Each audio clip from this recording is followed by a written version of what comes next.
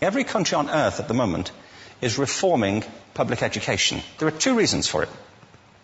The first of them is economic. People are trying to work out, how do we educate our children to take their place in the economies of the 21st century? How do we do that, given that we can't anticipate what the economy will look like at the end of next week, as the recent turmoil is demonstrating? How do we do that? The second, though, is cultural.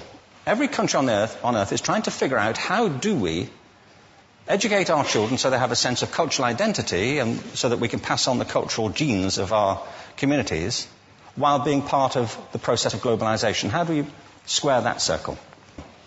The problem is they're trying to meet the future by doing what they did in the past. And on the way, they're alienating millions of kids who don't see any purpose in going to school. When we went to school, we were kept there with a story, which is if you worked hard and did well and got a college degree, you would have a job. Our kids don't believe that. And they're right not to, by the way. You're better having a degree than not, but it's not a guarantee anymore. And particularly not if the route to it marginalizes most of the things that you think are important about yourself. Some people say we have to raise standards as if this is a breakthrough. You know, like, really, yes, we should. Why would you lower them? You know, I haven't come across an argument that persuades me of lowering them. But raising them, of course we should raise them. The problem is that the current system of education was designed and conceived and structured for a different age. It was conceived in the intellectual culture of the Enlightenment and in the economic circumstances of the Industrial Revolution.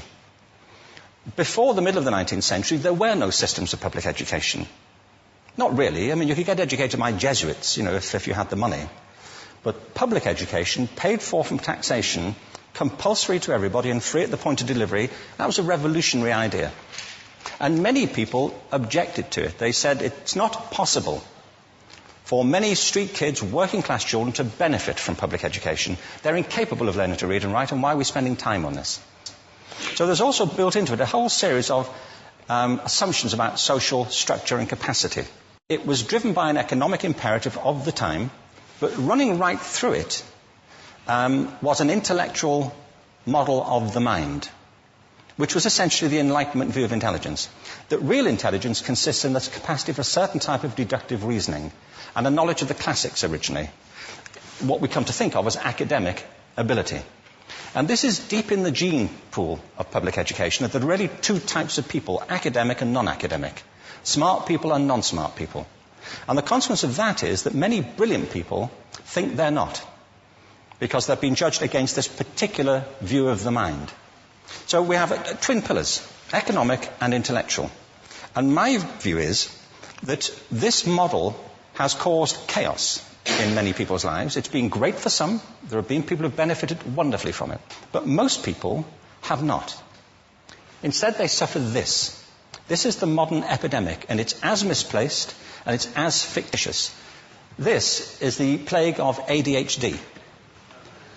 Now, this is a map of the incidence of ADHD in America, or prescriptions for ADHD. Don't mistake me here. I don't mean to say there is no such thing as attention deficit disorder. I'm not qualified to say if there is such a thing. I know that a great majority of psychologists and paediatricians think there is such a thing. But it's still a matter of debate. What I do know for a fact is it's not an epidemic.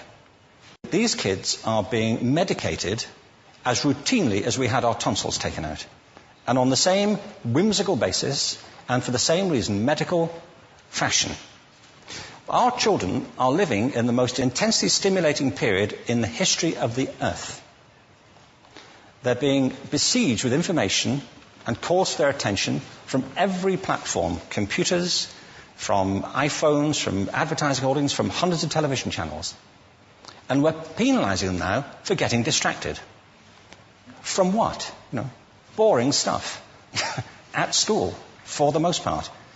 It seems to me it's not a coincidence totally that the incidence of ADHD has risen in parallel with the growth of standardized testing.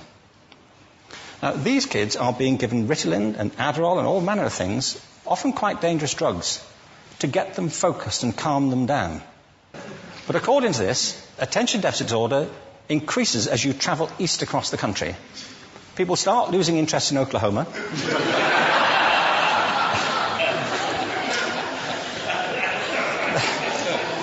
They can hardly think straight in Arkansas. And by the time they get to Washington, they've lost it completely. And there are separate reasons for that, I believe. It's a fictitious epidemic. If you think of it, the arts, and I don't say this exclusively of the arts, I think it's also true of science and of maths, but I say about the arts particularly because they are the victims of this mentality currently, particularly. The arts especially address the idea of aesthetic experience. An aesthetic experience is one in which your senses are operating at their peak, when you're present in the current moment, when you're resonating with the excitement of this thing that you're experiencing, when you are fully alive. An anesthetic is when you shut your senses off and deaden yourself to what's happening. And a lot of these drugs are that. We're getting our children through education by anesthetizing them.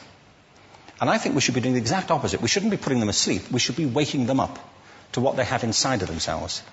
But the model we have is this. I believe we have a system of education that is modeled on the interests of industrialism and in the image of it. I'll give you a couple of examples. Schools are still pretty much organized on factory lines, ringing bells, separate facilities, specialized into separate subjects. We still educate children by batches. We put them through the system by age group. Why do we do that? Why is there this assumption that the most important thing kids have in common is how old they are? It's like the most important thing about them is their date of manufacture. You know what I mean? Well, I know kids who are much better than other kids at the same age in different disciplines, or at different times of the day, or better in smaller groups than in large groups, or sometimes they want to be on their own. If you're interested in the model of learning, you don't start from this production line mentality. It's essentially about conformity, and increasingly it's about that as you look at the growth of standardized testing and standardized curricula. And it's about standardization. I believe we've got to go in the exact opposite direction. That's what I mean about changing the paradigm.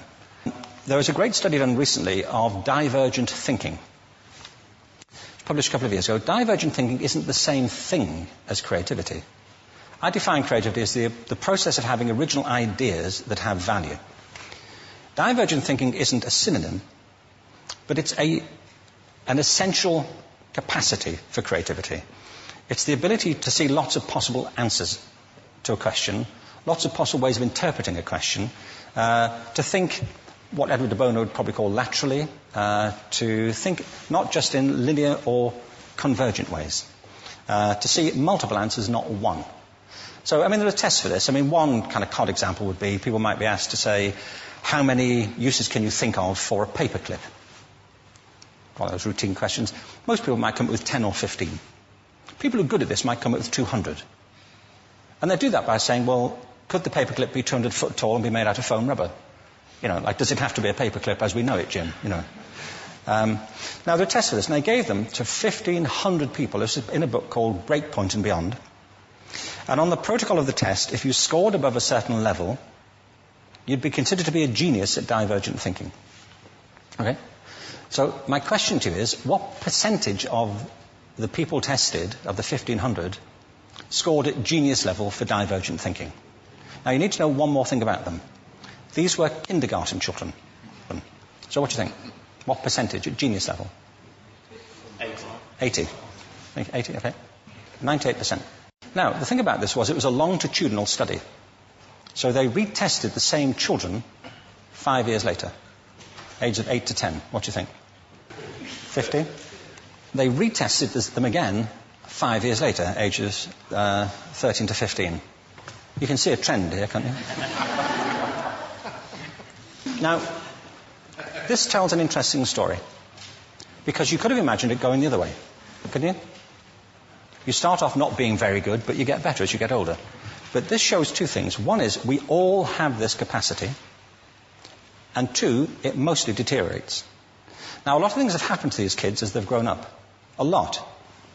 But one of the most important things that happened to them, I'm convinced, is that by now they've become educated. They've spent 10 years at school being told there's one answer, it's at the back. And don't look. And don't copy, because that's cheating. I mean, outside schools, that's called collaboration, but inside schools. Now, this isn't because teachers want it this way, it's just because it happens that way.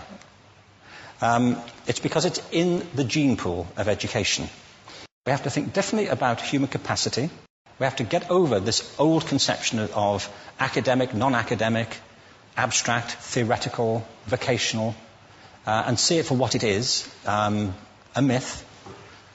Secondly, we have to recognize that most great learning happens in groups, that collaboration is the stuff of growth.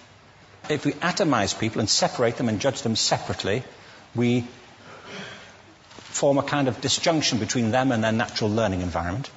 And thirdly, it's crucially about the culture of our institutions, the habits of the institution and the habitats that they occupy.